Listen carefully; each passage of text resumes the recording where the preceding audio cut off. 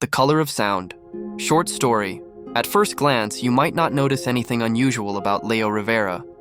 He looked like any other 12-year-old, slightly small for his age, a mop of dark curls, and a favorite hoodie that bore the outline of a T-Rex. But if you looked closer, you'd notice he rarely made eye contact. You'd see how he covered his ears when sirens wailed, or how he whispered to himself in rhythms, tiny loops of words that only he seemed to understand.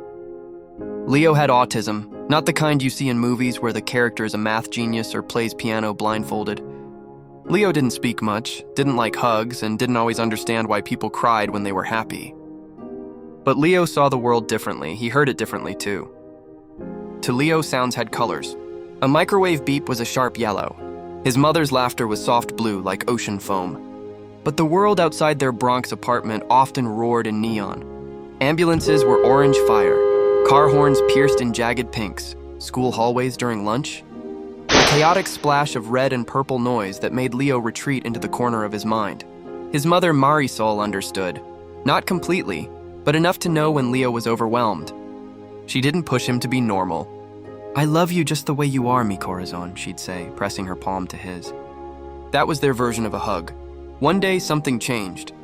Mrs. Douglas, his new special education teacher, announced a class project, The World Through My Eyes. Leo panicked, speaking in front of the class, showing people his thoughts. His mind buzzed in maroon spirals. But that night, while sitting by the window with his noise-canceling headphones on, he had an idea. He would show them how sound looked to him. Using an app on his tablet, Leo began creating colored shapes to match common sounds. The flush of the toilet was dull brown. Birds outside his window were mint green. His little sister's crying, a sharp lavender burst. For days, Leo barely slept. His fingers moved faster than his words ever had, tapping, swiping, editing. He built a digital mosaic, abstract, layered, strange to most, but full of meaning to him. On the day of the presentation, Leo didn't speak. He simply placed the tablet on the teacher's desk and pressed play. The classroom dimmed. The screen came alive. Sound after sound was paired with emotion and color. Thunder boomed in deep navy. A baby's coo glowed like soft pink sunrise. His mom's voice saying, "I'm proud of you," rippled across the screen in shimmering gold. The room went silent. No one laughed. No one whispered. When the video ended, there was a pause. Then someone clapped, then another.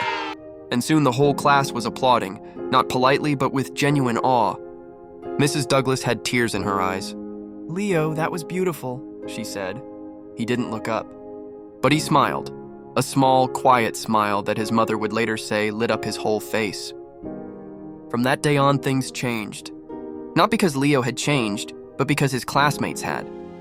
They began to speak more gently around him. Some learned the hand signs he used when words got stuck. One even started sketching with him during recess. And Leo? He started humming, not to block out the world, but to color it. Author's note: autism isn't a flaw to be fixed. It's a spectrum of perception, communication, and understanding.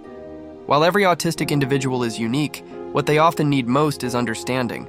Not pity, not distance, but patience, respect, and the chance to be heard.